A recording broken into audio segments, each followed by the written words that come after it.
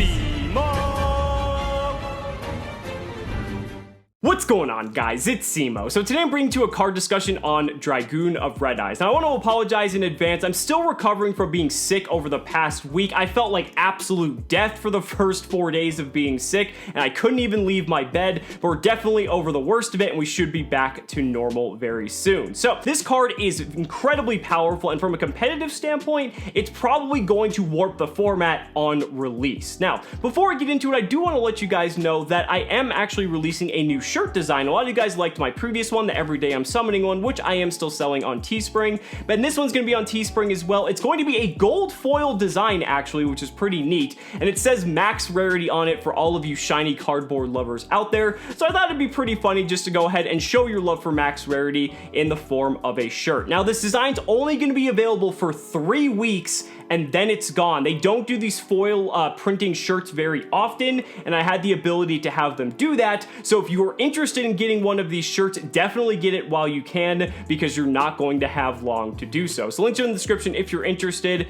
and I really hope you guys enjoy those shirts. But let's go ahead and get onto Dragun of Red-Eyes. So this card is a level 8 fusion spellcaster effect monster with 3,000 attack and 2,500 defense. It requires a Dark Magician and a Red-Eyes Black Dragon or 1 Dragon effect monster as your fusion materials. Neither player can target or destroy this card with card effects. During your main phase, you can destroy 1 monster your opponent controls, and if you do, inflict damage to your opponent equal to that monster's original attack. You can use this effect a number of times per turn, up to the number of normal monsters used as fusion material for this card's summon.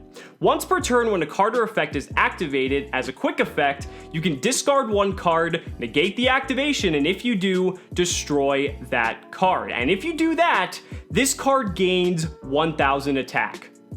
What the hell is this card? Now, a lot of you might be thinking, okay, yeah, it has a really big payoff effect, but you do have to be playing a Dark Magician and a Red-Eyes Black Dragon, or I guess technically a Dragon effect monster, if you want to be going about playing this. So how are you going to be summoning this? Well, we're going to be going ahead and using good old Red-Eyes Fusion. So I want to quickly read Red-Eyes Fusion for those of you guys who may be unfamiliar, because unless you play Red-Eyes, you've probably actually never read the text of this card. So Red-Eyes Fusion reads, fusion summon 1 fusion monster that lists a Red-Eyes monster as material from your extra deck, using monsters from your hand, deck, or field as fusion materials, and if you do, its name becomes Red-Eyes Black Dragon. You cannot normal or special summon other monsters the turn you activate this card. You can only activate 1 Red-Eyes Fusion per turn. Now you look at this card and think, wow, that's terrible. Like, why the hell would I ever want to play this card when I can't normal or special summon anything else the turn that I activate it?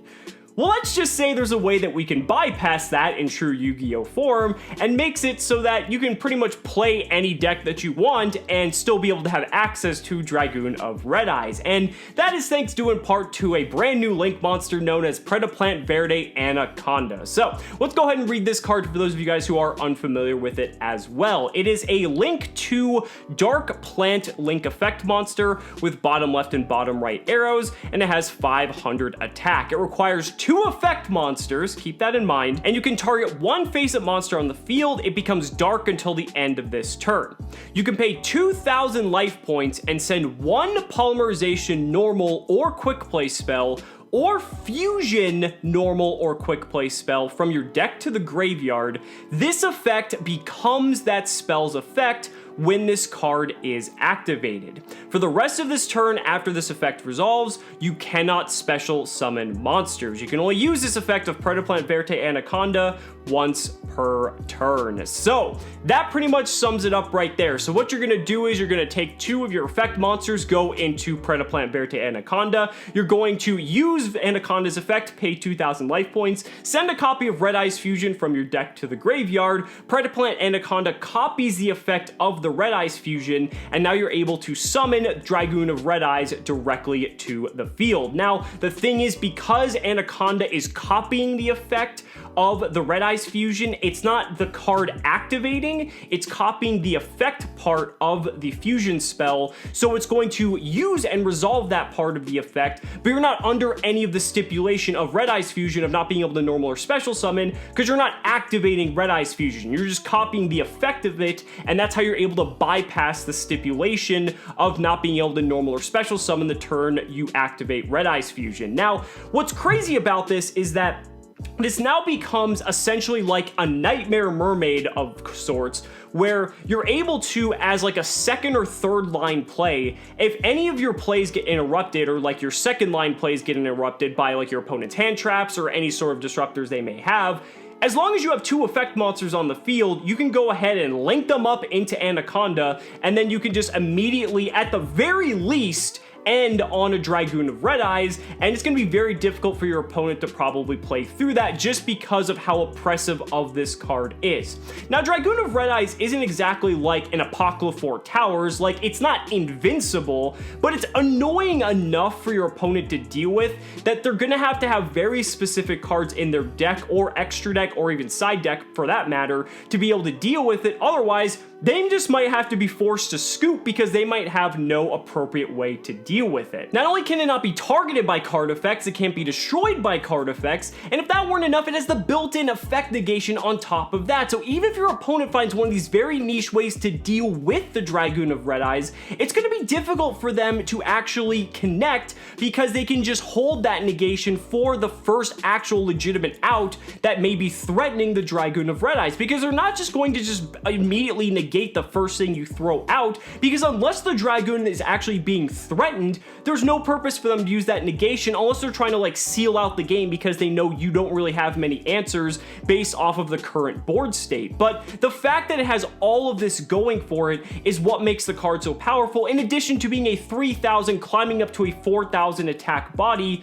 on top of all of that. And then if your turn cycles back around, you're gonna be able to pop 2 monsters without even being able to target and just be able to probably clear in and win the game on the following turn. Dragoon of Red-Eyes has so many good things going for it that's the reason why it's actually starting to see lots of play in the OCG's format. This is something that I don't think a lot of people expected playing a vanilla Dark Magician and a vanilla Red-Eyes in their deck, but that is what the case is now. And the thing is, you do have to actually play a vanilla Red-Eyes Black Dragon for the fusion summon. I don't remember specifically why, but you can't use an effect dragon. It does actually have to be Red-Eyes Black Dragon, so do keep that in mind as well. But the thing is, this combination is being seen in so many different strategies. People are incorporating Dragoon of Red-Eyes into Orcus variants. There's multiple Orcus lists I've seen that are just throwing in 2 copies of the vanillas and a Red-Eyes fusion, and as long as you have the Verte Anaconda in your extra deck, guess what? You can, in addition to everything else Orcus can already do, summon a Dragoon of Red-Eyes in addition to that. There's an invoked variant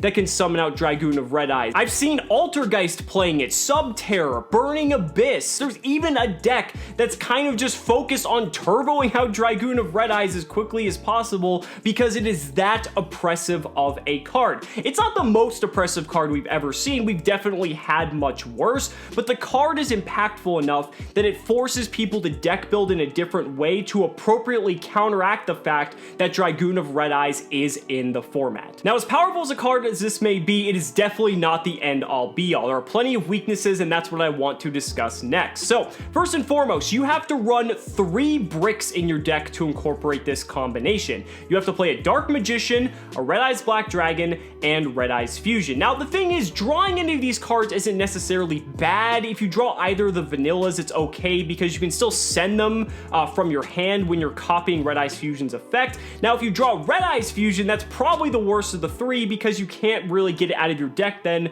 with Verte Anaconda, and then you're in a really bad position because you have to like hard activate it, or I guess maybe if you have like Phantasma, you could like shuffle it back, and then that would be pretty good, but that's a very idealistic scenario there, because then that means you'd have to open Phantasma plus the Red-Eyes Fusion, so I don't know, that's a little bit iffy, and over the course of a long tournament, you're probably going to be drawing these bricks to a degree. Depending on what deck you're playing, it may not matter. If you're playing a deck that has like a bunch of like 1-card starters, like maybe you don't really care, or maybe you can just pitch something for like discard fodder if you absolutely have no way to get to Verte Anaconda into your extra deck. Like, it's fine, and I think the payoff is there. Definitely worth running these cards, but again, that's one of the trade-offs you have to make, is that you have to play these 3 just absolutely horrific cards in your deck and definitely dilute the consistency of your deck to incorporate a card as powerful as Dragun of Red-Eyes. And as I alluded to earlier, the card's not unbeatable, right? I mean, there's definitely plenty of options available to deal with a card like Dragun of Red-Eyes. We've got stuff like Kaijus. You can just go ahead and slap it down over the Dragun of Red-Eyes and your opponent can't really do much to stop you. You've got cards like Nibiru, which like kind of work. I mean, they're already used against like combo decks anyway, but if your opponent summoned enough times, you could like technically find a way to maybe like get like Verte Anaconda off the field before they have the potential to even do that. And speaking of Verte Anaconda, you can use stuff like Effect Veiler and Infinite Impermanence to stop that, so that seems pretty good. There's also stuff like Dingirsu, which can send it to the graveyard. However, that is an effect, so do keep in mind that Dragun of Red-Eyes can negate that, but Dingirsu, Orcus is still one of the best decks, so being able to just have a built-in out in your boss monster like that is definitely feeling pretty nice. Borolo Dragon's a nice out in the extra deck because it doesn't target, it doesn't destroy, and better yet, it steals the Dragun of Red-Eyes to your field, so then you get the effect negation for a turn before it gets sent to the graveyard, so that's pretty cool. But again, do keep in mind that is an effect that activates, so you need to bait out that Dragun of Red-Eyes first before you can take control of it. Borosword Dragon can technically crash into it if it doesn't have 4,000 attack points, so like that's, I guess, somewhat relevant since a lot of people do play Borosword Dragon, so do keep that in mind. That's a bit of a very specific one. And then we also have some spell options as well in the form of Super Polymerization, because hey, guess what? Dragun of Red-Eyes is dark, and Dark Ruler No More is also a very good one as well, just being able to shut down not only the Dragun of Red-Eyes, but any other monster effects your opponent may have on the field, so that you can go ahead and go off with your plays completely uninterrupted. Overall, when it comes to Dragun of Red-Eyes, it is an incredibly big payoff for having to play 3 bricks in your main deck, and the thing is, it's a Towers-like card that we don't see very often because it can be splashed in a myriad of different strategies and give them this extra push that they wouldn't normally have. And I think as soon as this card hits our TCG format, it is going to see tons of play everywhere. This is going to impact the format because if you do not have an answer to this card, you are going to lose games left and right, because if you're not playing it, some people are going to be, and your extra deck or side deck needs to be prepared in some way or another for the threat of this card's release in the TCG. So guys, that's gonna go ahead and wrap up the video. Let me know down in the comments what you guys think about Dragun of Red-Eyes. I'd really love to hear your thoughts. Guys, thank you so much for watching the video. Be sure to like the video as always. Subscribe to the channel for more amazing Yu-Gi-Oh content. And if you found this video helpful, consider supporting me on Patreon, becoming a YouTube channel member. Because just by showing your support in any way that you can, you're investing in my ability to continue bringing you amazing Yu-Gi-Oh content. So thanks so much again, and we'll see you next time.